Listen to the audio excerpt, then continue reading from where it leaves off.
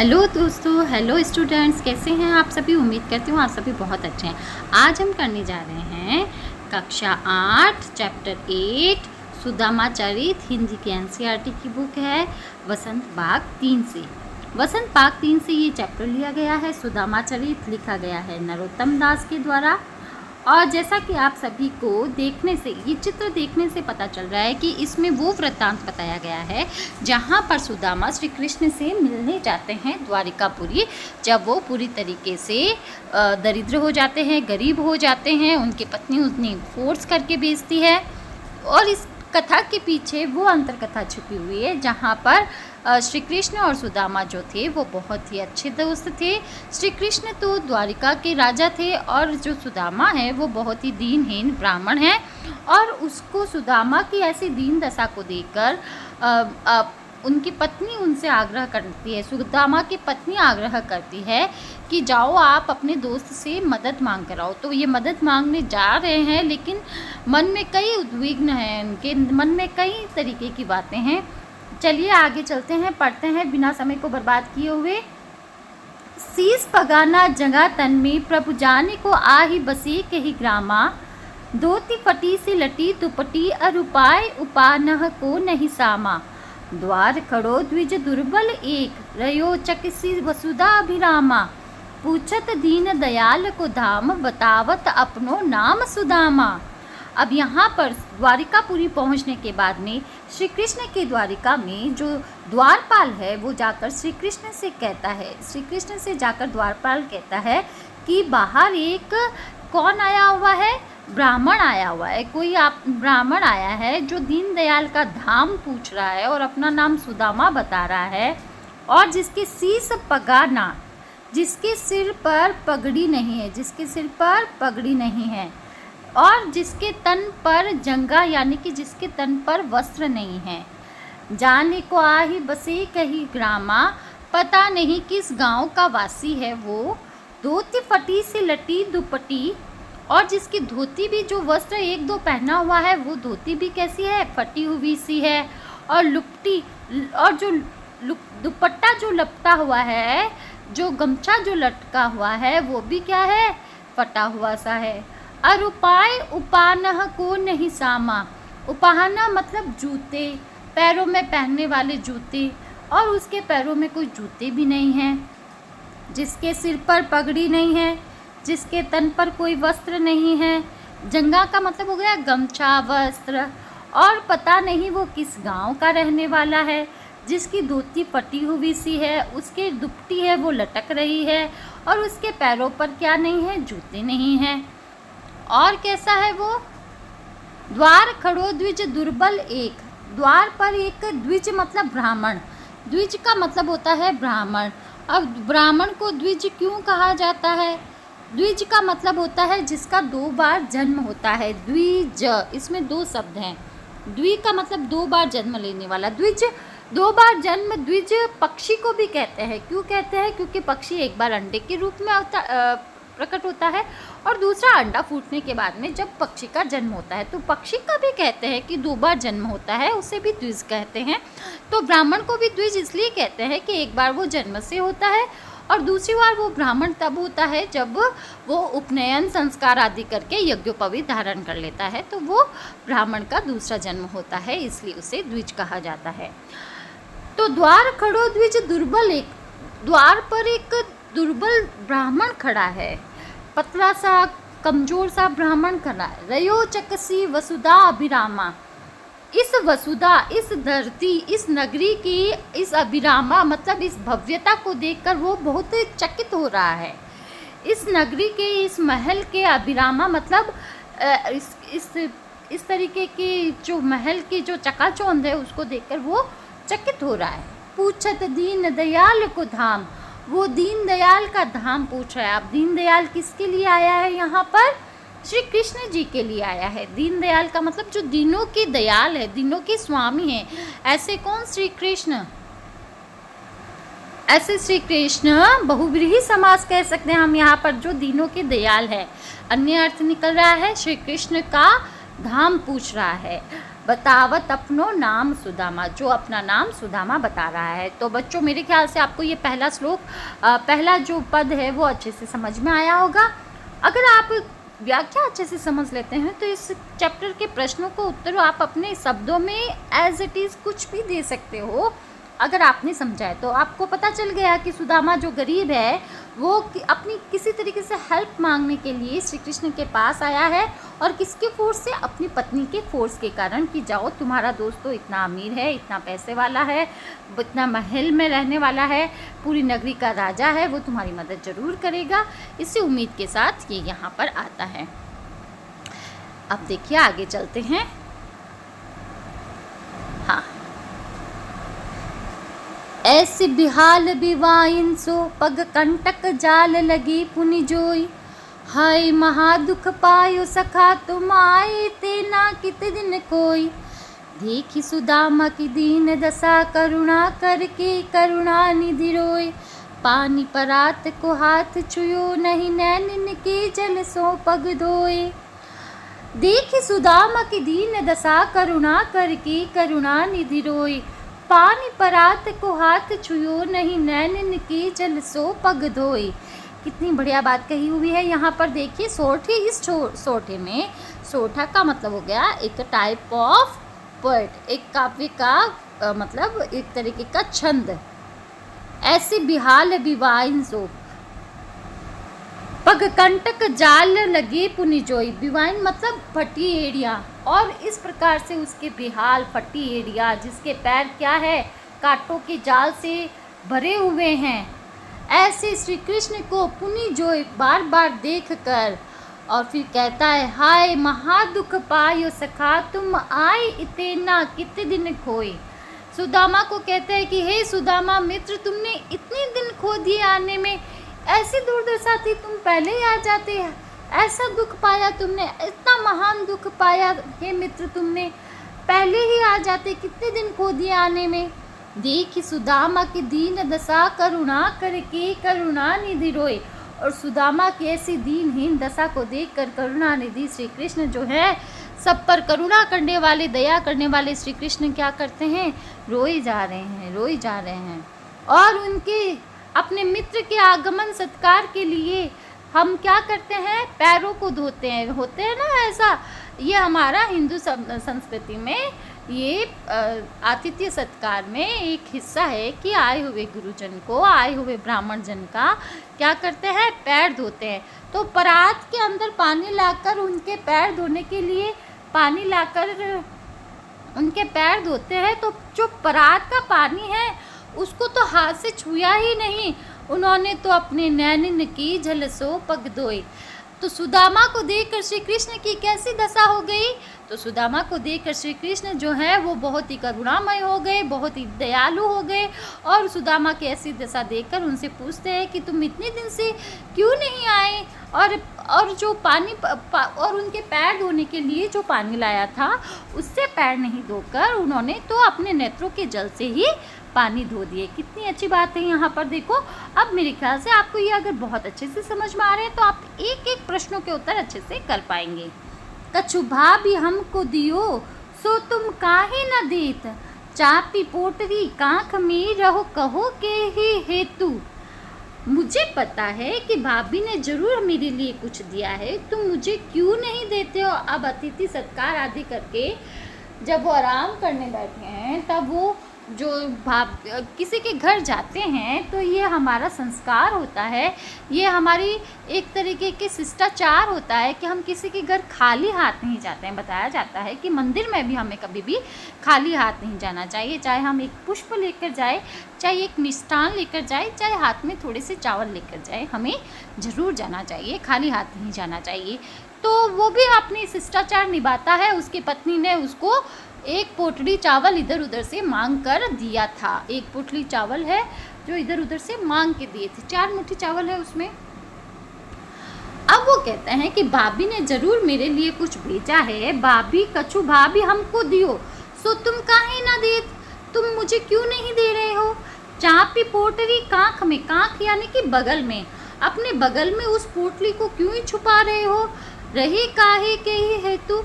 अब काहे किस कारण से, हेतु मतलब किस कारण से तुम मुझे नहीं दे रहे हो।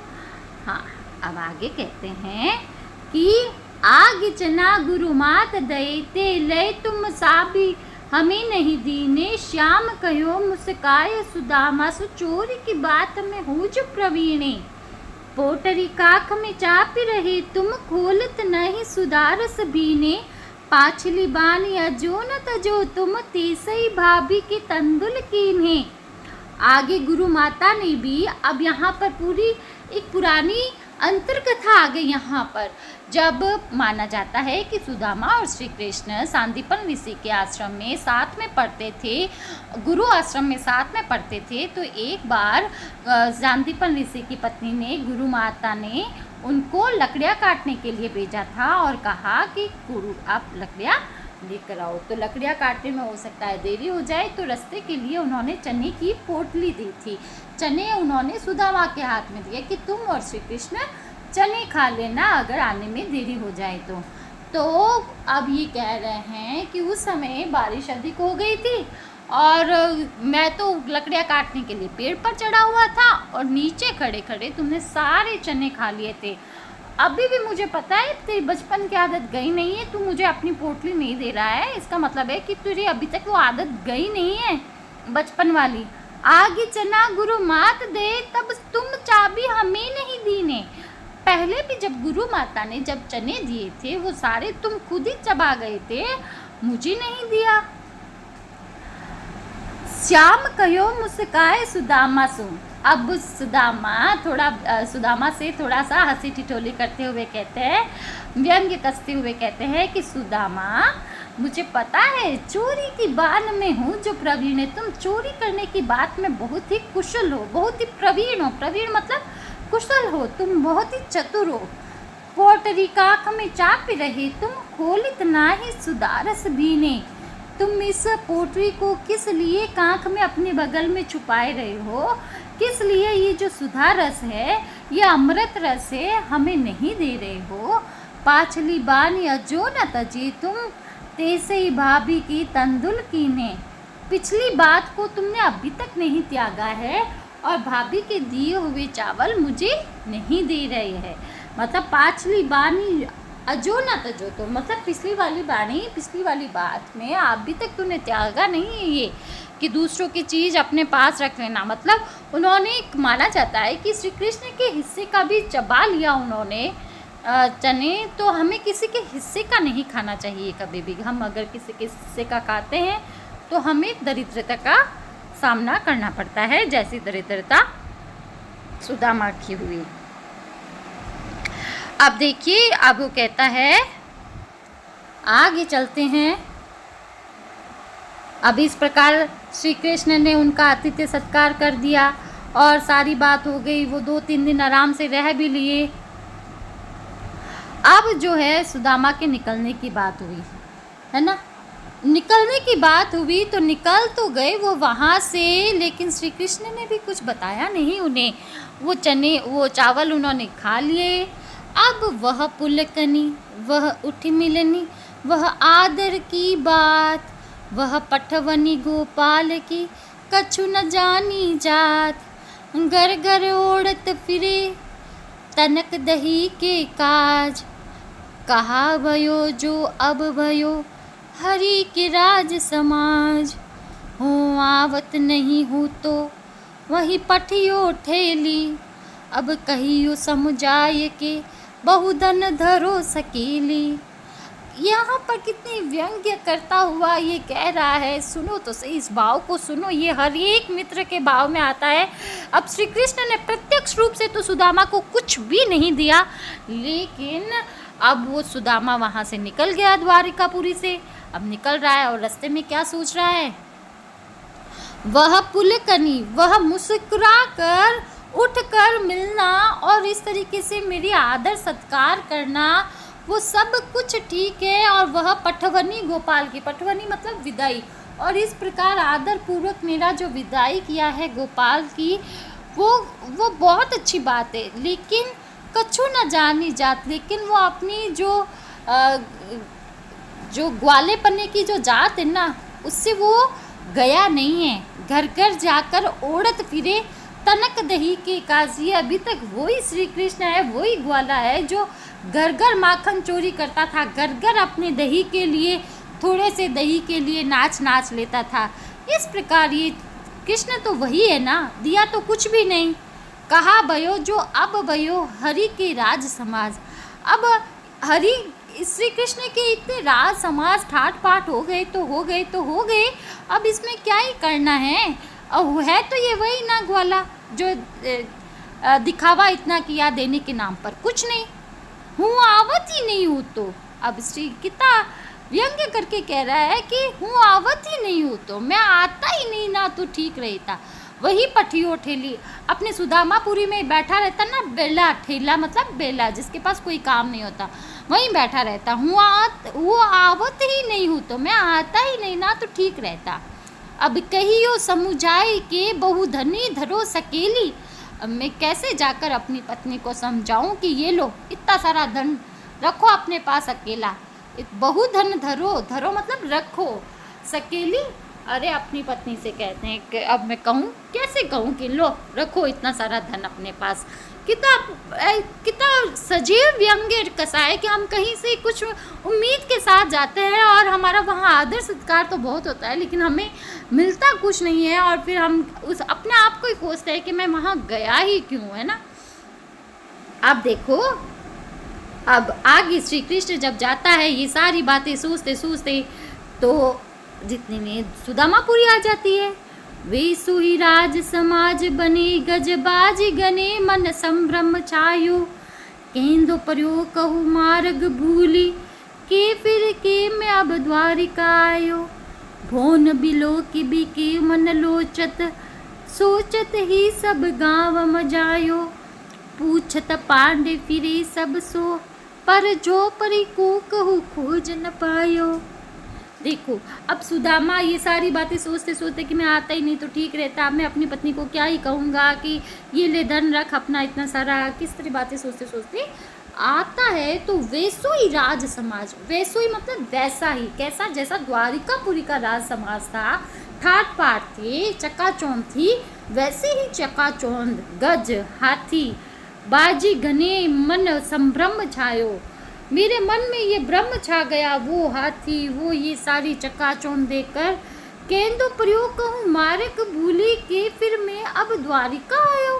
या तो मैं कोई मार्ग भूल गया हूँ या मैं फिर से ही द्वारिकापुरी आ गया हूँ। भवन बिलो के भी को मन लोचत, भवन मतलब भवन को, बड़े बड़े महलों को बिलो के भी देख कर मेरा मन है वो विचलित हो रहा है। सोचत ही सब गाँव मचायो, और देखा कि मेरा गांव कहाँ गया, कहाँ चला गया। पूछत पांडे फिर सब सो पर जोपरी कहूँ को खोज न पायो। सब से पूछे और सबने पूछे, पांडे जी का मतलब हो गया ब्राह्मण, और ब्राह्मण को क्या कहते थे, पांडे। सबसे पूछा, लेकिन मैं अपनी झोपड़ी को नहीं खोज पाया। तो अब देखो, श्री कृष्ण ने उन 4 मुट्ठी चावल के बदले में उसके राज काज सब कर दिए। अब देखिए, नरोत्तम दास के द्वारा रचित कि वह टूटी सी छानी हती कह कंचन की अब धाम सुहावत। के पग में पन ही ना होती कहले गजराज उठाड़ी महावत। भूमि कठोर पे रात कटे कह कोमल सेज पे नींद नावत। के जुर तो नहीं को दुसवा प्रभु के प्रतापति दाख न भावत। नरोत्तम दास द्वारा रचित बहुत ही सुप्रसिद्ध स्रोत है, जिसमें खरी खरी बात लिखी हुई है और बहुत ही सुंदर सुदामा चरित्र का यहाँ पर वर्णन किया गया है। देखो, जब वो पहले तो मार्ग में कई तरीके के व्यंग्य कसता है श्री कृष्ण पर, फिर जब वापस आता है तो देखता है कि वैसा का वैसा राजकाज, वैसा कि वैसे हाथी, महावत, भवन आदि को देखकर वो चकाचौंध हो जाता है। सबसे पूछता अपनी झोपड़ी का रास्ता, लेकिन कोई नहीं बताता है और अपनी झोपड़ी को नहीं खोज पाता है, क्योंकि झोपड़ी की जगह तो अब महल बन गया है। अब वो बहुत बड़ी दरिद्रता के बाद जब अमीरी हासिल होती है ना, तो क्या होता है, इसके बारे में बहुत सुंदर चित्रण किया गया है कि जब हम गरीब थे तब तो वह टूटी सी छानी हती, छानी हती मतलब छत, जो छत होती थी वो टूटी हुई होती थी, जिसमें से पानी क्या रहता था, छनता रहता था। बारिश के मौसम में पानी गिरता रहता था, टपकता रहता था। कहा कंचन के अब धाम सुहावत, या अब कंचन यानी सोने के ये महल भी नहीं सुहा रहे। के पग में पनही न हती, या तो पैर में पनही यानी कि चप्पल भी नहीं होती थी, जूते भी नहीं होते थे, पहनने के लिए पग रक्षक नहीं होते थे। कहाँ ले गज राजहु ठाड़े महावत, या अब देखो हाथी, महावत मतलब हाथी, हाथी की सवारी कर रहे हैं और बहुत ही तरीके से हम राजकाज को सह रहे हैं, ठाठ मना रहे हैं, है ना। भूमि कठोर पे रात कटे, या पहले इतनी कठोर धरती पर सोते थे, धरती पर सोने के लिए बिछोने नहीं थे, ऐसे ही सोकर रात गुजारते थे। अब कहाँ कोमल से जब नींद न आवत, और या अब इतने बड़े महल में, सोने के महल में ऐसे रेशमी गद्दे बिछे हुए हैं तो ऐसी कोमल सेज पर भी नींद नहीं आती है। के जुर तो नहीं को दो सवा, प्रभु के प्रताप ते दाख न भावत। अब क्या ही जुर्रत करे कि, और पहले तो कभी एक टाइम का भी को दो सवा मतलब एक टाइम का भी खाना नहीं मिलता था। अब प्रभु के प्रताप मतलब प्रभु की अनुकंपा से, प्रभु की कृपा से, प्रभु की दया से क्या हो गया, दाख न भावत। दाख का मतलब हो गया किशमिश आदि, जो महंगे महंगे मेवे हैं वो भी नहीं पा रहे हैं, या फिर कभी एक टाइम में भी खाना नहीं मिलता था। आज जो है प्रभु के प्रताप के कारण क्या हो गया कि महंगे महंगे मेवे आदि भी नहीं पा रहे हैं। तो देखिए, अगर आपने अनुवाद अच्छे से समझा है बच्चों, तो आप इसके प्रश्न उत्तर बहुत अच्छे से कर सकते हैं। जैसे कि प्रश्न 1 है, सुदामा की दीन दशा को देखकर श्री कृष्ण की क्या मनोदशा हुई। वो निरंतर अश्रुधारा बह रही थी, वो बहुत ही दुखी हो रहे थे, और श्री कृष्ण ने सुदामा से कहा कि तुम इतने दिन क्यों नहीं आए, इतने दिन क्यों खोए, है ना। तो बहुत ही वो दुखी हुए थे। पानी परात को हाथ छुयो नहीं, नैनन के जल सो पग धोए। पंक्ति में वर्णित तो अपने भाव को शब्दों में लिखे। तो श्री कृष्ण जी हैं वो सुदामा को देखकर इतने द्रवित हो गए थे, इतने मतलब व्यथित हो गए थे कि उन्होंने उनके सत्कार के लिए जो परात में पानी लेकर आए थे उससे उनके पैर नहीं धोकर अपने अश्रुधारा से, अपने नैनों के जल से ही उन्होंने पैर धो दिए। चोरी की बात में हूँ जो प्रवीण है। अब चोरी की बात में तुम प्रवीण हो, गुरु माता वाली जो कहानी है वो पूरी आपको यहाँ पर लिखनी है। तो यहाँ पर यही बात कही हुई है कि इसमें कौन किससे कह रहा है। तो चोरी की बात में हूँ जो प्रवीण है, श्री कृष्ण सुदामा से कह रहा है। और क्या कह रहा है कि गुरु माता ने जब चने दिए थे तब भी तुमने सारे खा लिए थे, और वो पूरी कहानी यहाँ पर लिखनी है, ये पौराणिक कथा लिखनी है। द्वारिका से खाली हाथ लौटते समय सुदामा मार्ग में क्या क्या सोच रहे थे, कृष्ण के व्यवहार से क्यों खींच रहे थे, सुदामा के मन की दुविधा अपने शब्दों में लिखी है। जैसा कि मैंने बताया था कि जब वो द्वारिकापुरी से लौटे थे तो उन्होंने विदाई बहुत अच्छे से की, उन श्री कृष्ण ने बहुत आदर सत्कार किया, वो बहुत अच्छे से रहे। लेकिन विदाई पर प्रत्यक्ष रूप से जब उन्हें कुछ दिया नहीं, तब वो मार्ग में सोच रहे थे कि आखिर है तो वही श्री कृष्ण जो छछिया पर दूध छाछ पर घर घर में नाचता था, है तो वो ही ग्वाला ना। अब मैं क्या ही अपनी जाकर अपनी पत्नी से कहूँगा कि लो रखो इतना सारा धन, मैं आया ही क्यों यहाँ पर, जिस उम्मीद से यहाँ पर आया था कुछ लेने के लिए, अपनी दरिद्रता को दूर करने के लिए, वो काम तो हुआ ही नहीं। तो इस प्रकार से ये सुदामा के मन की दुविधा है। अपने गांव लौटकर जब सुदामा अपनी झोपड़ी नहीं खोज पाए तब उसके मन में क्या क्या विचार आए, है ना, कि उसके मन में विचार आए कि कहीं मैं मार्ग भटक तो नहीं गया, कहीं मैं रास्ता तो नहीं भटक गया, है ना।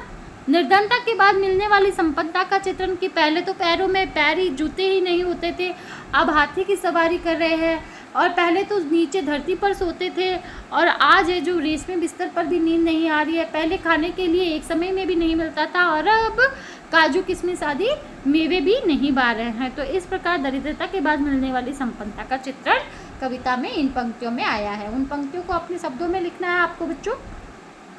इस प्रकार यहाँ पर हमने इस चैप्टर को अच्छे से किया। आशा करती हूँ आपको ये चैप्टर बहुत अच्छे से समझ में आया होगा। अगर आपको चैप्टर थोड़ा सा भी बेनिफिशियल है तो आप चैनल को लाइक करें, सब्सक्राइब करें, शेयर करें। Thank you.